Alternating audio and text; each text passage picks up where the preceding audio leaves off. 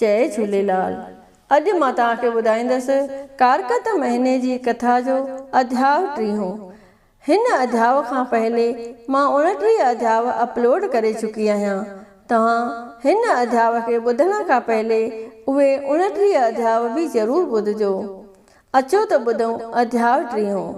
त तव्हां सभई प्रेम सां चओ, लक्ष्मी नारायण भगवान जी जय, श्री राधा दामोदर भगवान जी जय, श्री कृष्ण भगवान जी जय।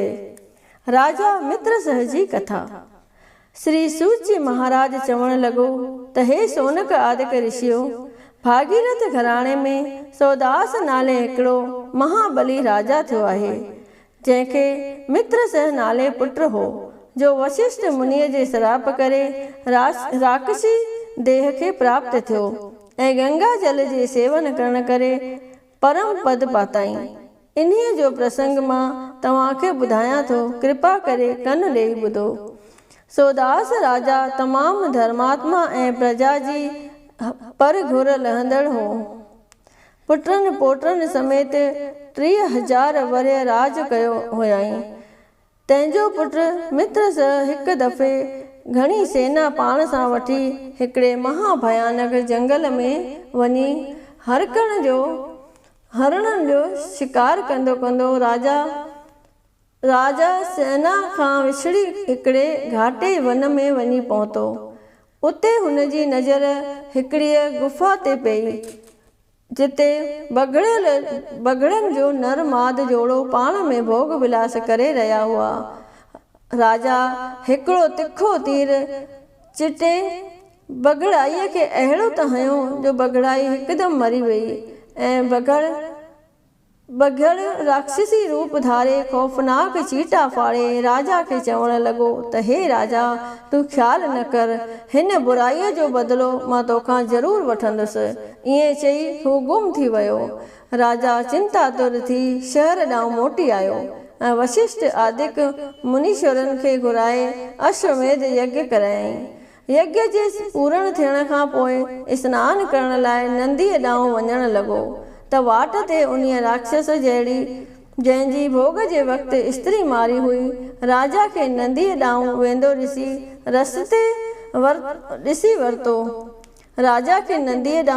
ॾिसी वरितो। हिकदमि वशिष्ठ जो रूप धारे राजा खे अची चवण लॻो त मुंहिंजे लाइ मांस जो भोजन तयारु कराइजे, जो मां थोरी देरि रखी अची खाईंदुसि।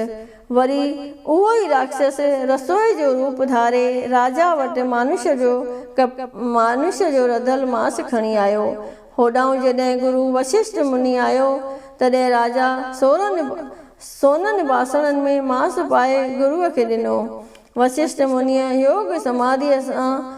योग समाधीअ द्वारा झटि ॼाणी वरितो त हीअ मानुष्य जो मांस आहे।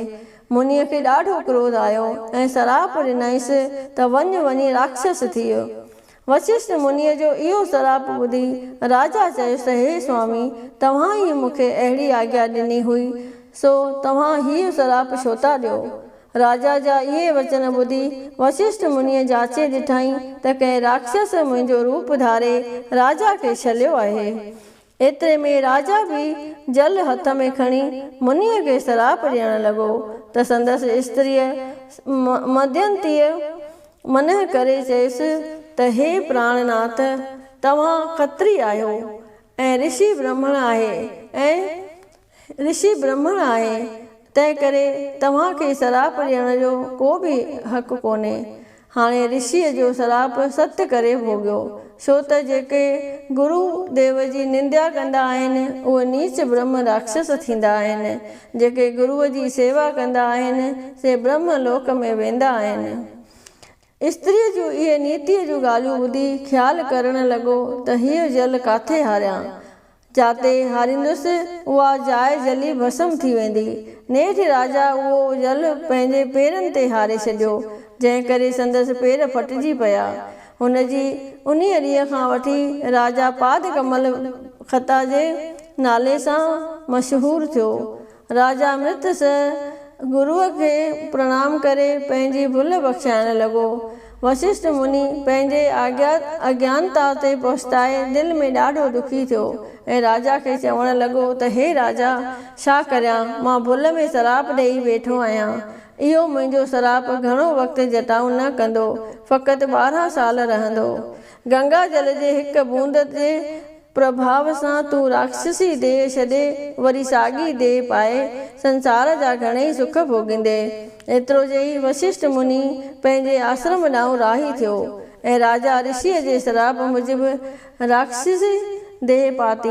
वन में रही हरण, मानुष्य, नांग, पखी ऐं ॿिया घणेई जल जा जीव खाइण लॻो।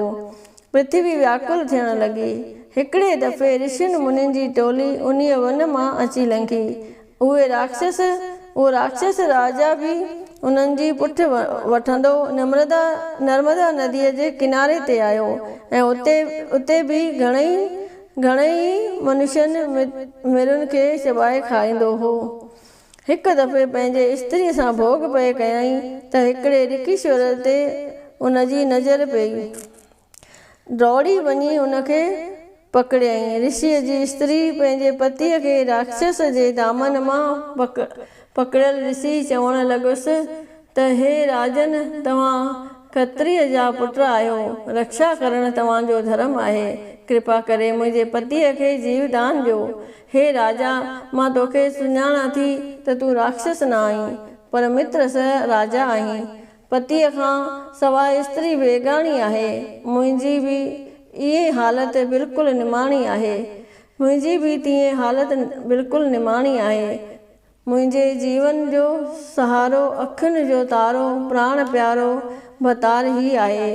ईअं चई उहा ब्रह्मणी राक्षस जे पेरनि ते किरी पई। हुनखे एतिरनि निजारियुनि करण ते बि राक्षस खे रहम न आयो ऐं हिकदमि ऋषिअ जे देह खे हाप करे खाई वियो। तॾहिं उहा पतिव्रता स्त्री विलाप करे मुर्छा थी किरी पई।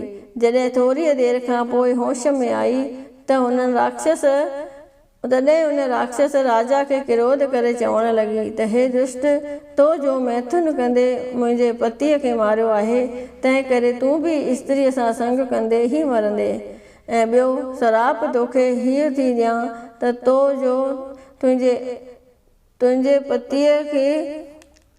जो मुंहिंजे पतीअ खे मारियो आहे, तंहिं करे तूं अञा ताईं हिन राक्षसी देहीअ में ई रहंदे। ब्रह्मणीअ जे मुखार बिंद मां हिकु ई वक़्तु 2 प्रकारनि जा श्राप ॿुधी त पीउ बाहि थी वियो ऐं चवणु लॻुसि त हे चंडालण, हिकु ई अपराध में तो मूंखे 2 श्राप छो ॾिना। इन्हीअ करे मां बि तोखे श्राप थो ॾियां त पुट समेत तूं हिन वन में पिशाचणी थी रहो। श्राप जे मिलण करे उहा ब्रह्मणी पुट समेत पिशाचणी थी पई ऐं बुख में व्याकुल थी वॾे जोर सां वाका करणु लॻी। नेठि माउ ऐं पुट ऐं उहो मित्र सह राक्षस नर्मदा नदीअ जे कंठे ते हिकिड़े वण जे वृक्ष हेठां अची रहिया। उते हिकिड़ो ब्राह्मण राक्षस रहंदो हो।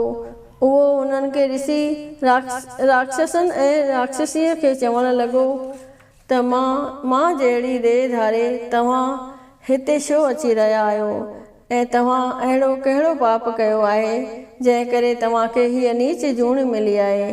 राजा मित्र सह ब्रह्म राक्षस खे पंहिंजो ऐं ब्रह्मणीअ जो सारो हाल विस्तार सां ॿुधायो। पद्म पुराण मां कारकत महात्म राजा मित्र सह जो पिशाच जूणीअ पाइण बाबति 3हों अध्याय संपूर्ण थियो।